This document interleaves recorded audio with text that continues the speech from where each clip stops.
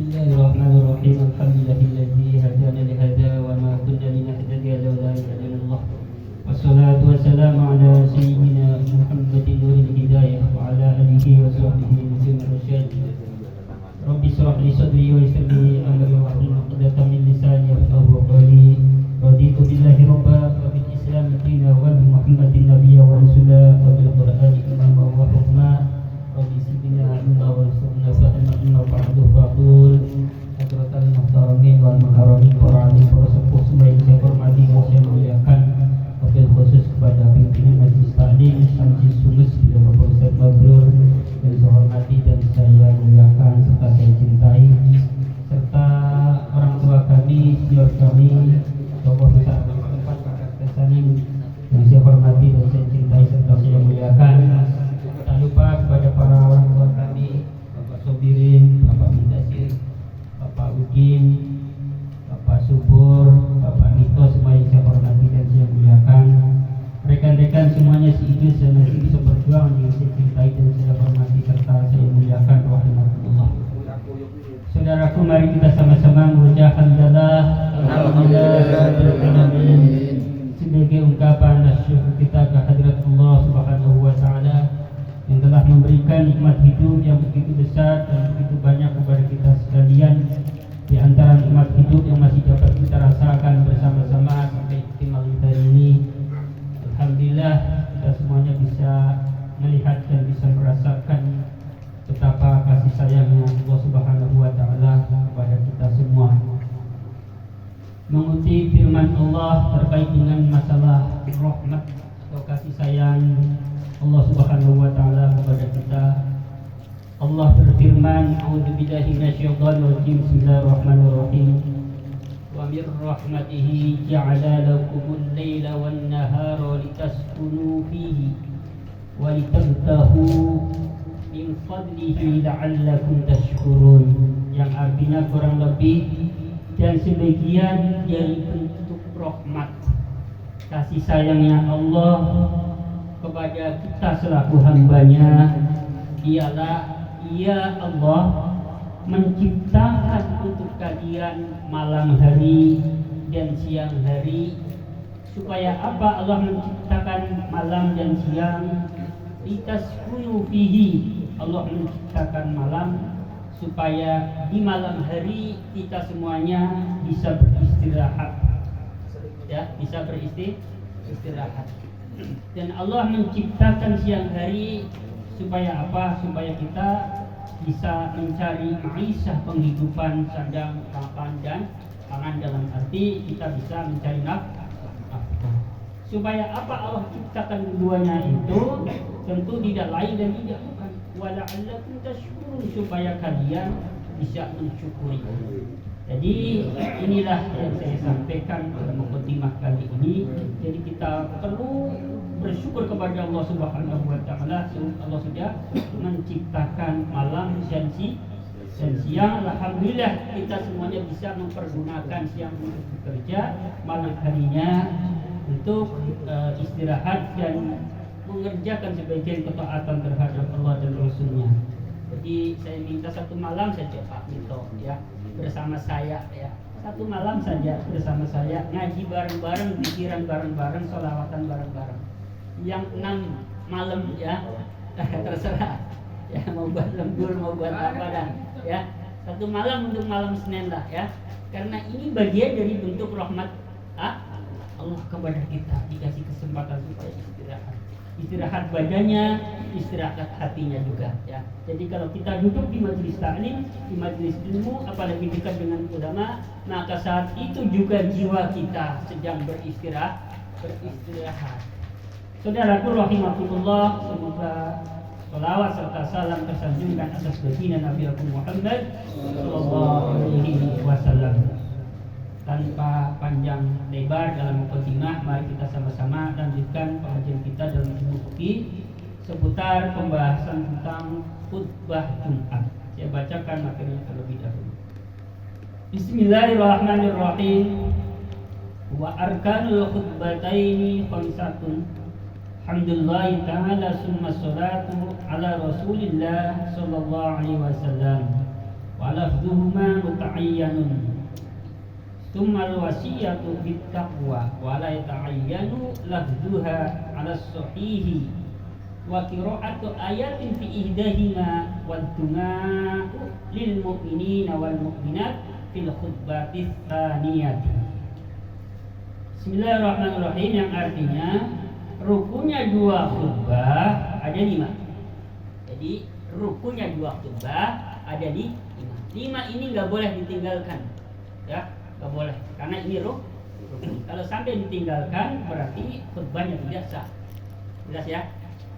Yang pertama adalah hamdulillah ta'ala, memuji Allah. Jadi yang pertama harus memuji Allah. Biasanya alhamdulillah. Ya, kalimatnya beda-beda ya, macam-macam. Tapi yang penting masih diambil dari masdar hamdu. Boleh menggunakan masdarnya, contohnya alhamdulillah. Boleh menggunakan fi'il madinya madadtu lillah, aku memuji Allah. Boleh menggunakan isim fa'ilnya ana hamidullahi. Yang penting masih diambil dari akar kata hamdu, ya. Tidak boleh menggunakan kalimat lain walaupun maknanya pujian. Contohnya at-tsana'u lillah, memuji Allah. Al-madhu lillah, tidak boleh walaupun maknanya sama-sama memuji Allah. Jadi harus menggunakan satu akar kata dari hamdu, walaupun bentukannya itu bisa beda-beda, bisa madinya, bisa masdarnya, bisa isim fa'il. Contohnya sudah saya kasih tahu tadi. Terus yang kedua, rukunnya khutbah adalah membaca sholawat Nabi, ya, membaca sholawat Nabi. Ini lafalnya membaca sholawat Nabi juga sudah ditentukan. Jadi harus menggunakan kalimat sholat. Sallallahu, ya, wassalatu wassalamu, ya, diambil dari akar kata sholat. Tidak boleh walaupun maknanya itu ada kemiripan. Contohnya misalkan rahmatullahi alaihi wassalamuhu, misalkan rahmat Allah semoga kepada Nabi kita Muhammad sallallahu alaihi wasallam, itu boleh, ya. Jadi harus menggunakan kalimat sholat walaupun bisa jadi berbentuk masdar atau madi atau isim panggil atau apalah itu. Yang penting diambil dari kalimat shot, sudah ditentukan. Terus yang ketiganya, kalau lafal nabinya itu, kalau lafal Muhammadnya itu boleh diganti. Contohnya misalkan sallallahu ala nabi, boleh, ya. Sallallahu ala rasul, boleh, ya. Sallallahu ala Ahmad, boleh, ya. Jadi kalimat Muhammadnya boleh diganti, ya. Boleh menggunakan kalimat Rasul, boleh menggunakan kalimat Nabi, boleh menggunakan kalimat apa tadi Ahmad, boleh menggunakan kalimat Muhammad. Yang tidak boleh diganti kalimat sholatnya, ya. Jelas. Kemudian rukun khutbah yang ketiga yaitu menyampaikan pesan-pesan tentang ketakwaan. Ini nggak boleh ditinggalkan. Wala yata'ayyan lafdhuha 'ala as-sahihi, dan kalimat menyampaikan pesan tentang ketakwaan ini tidak ditentukan, ya. Boleh dengan kalimat ittaqullah, bertakwalah kalian kepada Allah, ya. Boleh menggunakan kalimat atiullah, taatlah kepada Allah. Jadi artinya kalimat menyampaikan pesan-pesan ketakwaan itu kalimatnya tidak ditentukan dengan satu kalimat takwa. Bisa menggunakan kalimat-kalimat yang lain. Yang penting di situ mengandung makna ajakan untuk mengerjakan ketaatan terhadap Allah. Yang penting intinya itu. Ya, kalimatnya beda-beda enggak apa-apa. Tuh. Syarat khutbah yang ketiga, rukun khutbah yang ketiga. Kemudian rukun khutbah yang keempat, membaca ayat dari ayat Al-Quran 1 atau 2.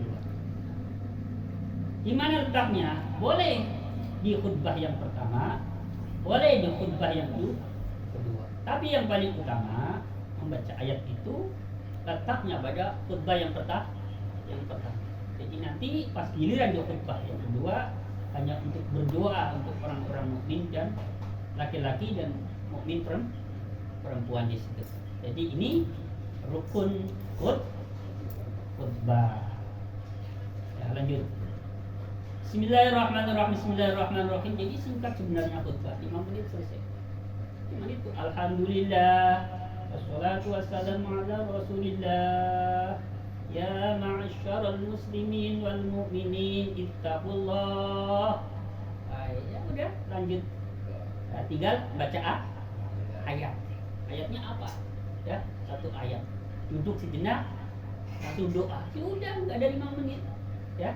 Kalau memang diambil rukunnya saja. Sudah sah. Ya. Pertama sah, keduanya insya Allah jamaahnya juga senang. Dibandingkan dipanjangin ya, sampai 30 menit. Ya. Lanjut.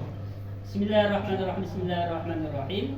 Wa ishtaratu ayyas ma'a al-khatibu arkan al-khutbatani li arba'ina tanaqidu bihimul jum'atu. Dan disyaratkan bagi seorang khatib memperdengarkan beberapa rukun khutbah pada 40 orang, yang 40 orang itu sholat Jumatnya dinyatakan sah, memenuhi persyaratan. Ini harus 40 orang harus dengar. Dengar apa? Dengar khutbah. Ini 40 orang yang benar-benar memenuhi persyaratan. Jadi kalau musafir ya, ini nggak masuk. Jadi maaf kalau sampai terjadi ada satu masjid ya melaksanakan sholat Jumat tanpa menggunakan speaker. Masih ada kali ya, masih ada mungkin tanpa menggunakan speaker. Terus di situ masjidnya di pinggir jalan, yang mana banyak orang lewat, bukan penduduk situ. Jadi kalau saya pengurusnya ya, memberikan instruksi atau membuat satu aturan, penduduk sekitar di sop paling depan ya, sop 1, kedua ini penduduk sekitar, karena mereka lah ini yang harus mendengarkan khutbah. Masalah nanti musafir yang mendengarkan, yang penting 40 orang penduduk setempat mendengarkan sah.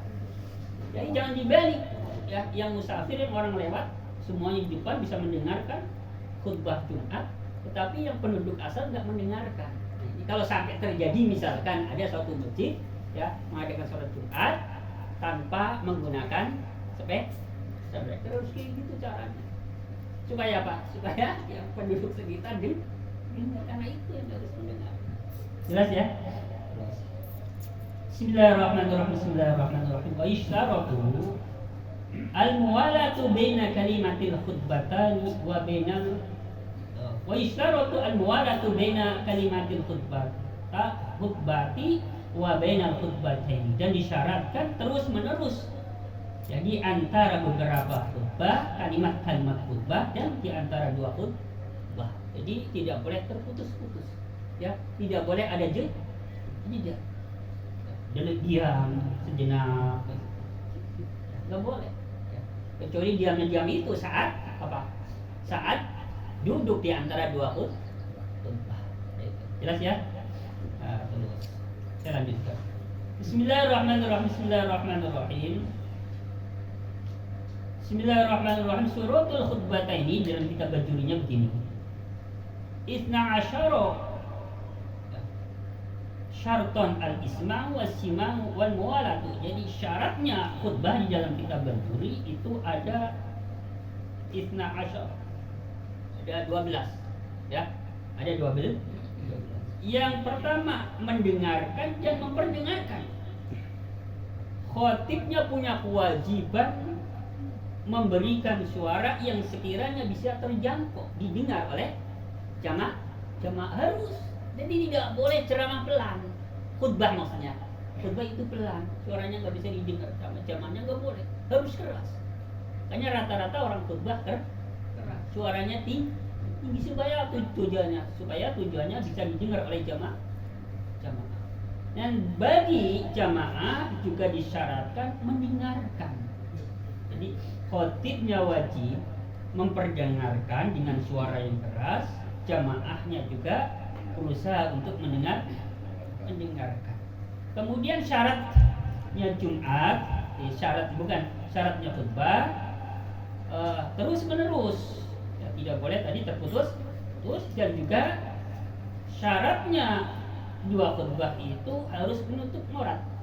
Jadi bagi si khotib auratnya harus tertutup. Dan juga bagi si khotib disyaratkan suci dari dua hadas dalam keadaan suci saat apa? Saat khutbah. Dan juga disyaratkan bagi khotib suci dari najis baik pakaiannya, badannya ataupun tempatnya. Dan disyaratkan juga dua khutbah itu menggunakan kalimat Arabiyah, menggunakan bahasa Arab. Dan disyaratkan juga khotibnya itu laki-laki, nggak boleh perempuan jadi khotib sekalipun pintar banget kayak gitulah, nggak boleh, harus laki-laki. Dan disyaratkan juga khotibnya menyampaikan khutbahnya ini dengan berdiri kalau memang mampu berdiri. Kemarin sudah saya sampaikan, apabila ada seorang khotib berhalangan tidak bisa menyampaikan khutbah dengan berdiri, boleh dengan cara duduk seperti orang sholat. Nggak bisa dengan cara duduk, boleh dengan tidur miring seperti orang sholat, ya. Tetapi sepanjang bisa berdiri maka disyaratkan berdiri. Dan juga disyaratkan bagi khotib duduk di antara dua khutbah, harus ada duduknya, ya. Harus ada duduknya. Ya, waktunya kemarin sekiranya cukup untuk membaca surat Al-Ikhlas, ya, itu waktunya.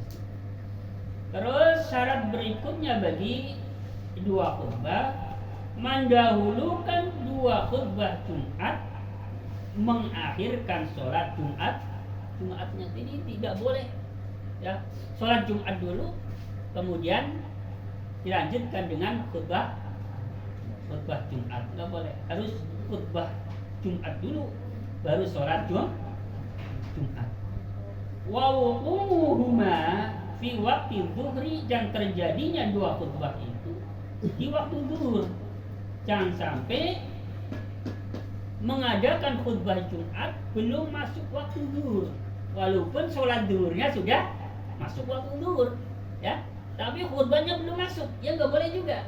Jadi antara khutbahnya, sholat Jumatnya itu benar-benar sudah masuk waktu zuhur. Nah, tadi ada kalimat khutbah itu harus menggunakan bahasa Arab dengan catatan kalau memang di situ ada di wilayah penduduk yang menggunakan bahasa Arab.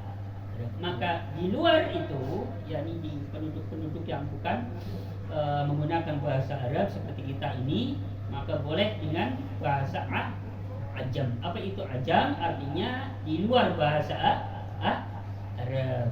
Yang bisa orang Jawa pakai bahasa Jawa boleh, ya. Terus yang orang Sunda pakai bahasa Sunda boleh, ya. Nah, tapi itu yang disampaikan dengan bahasa daerah itu adalah apa istilahnya, yang di luar rukun. Yang di luar rukun biasanya kan ada ajakan untuk mengerjakan kebaikan. Ini barangkali yang saya sampaikan pada pertemuan kali ini. Ya, saya tidak bisa lama-lama ini lagi rada ngedrop dari tadi, makanya saya duduk aja nggak nyaman banget. Duduk nggak nyaman banget, ya. Jadi agak maksa. Jadi pulang ngaji pagi itu langsung tiduran. Sholat zuhur aja udah jam 2 kali.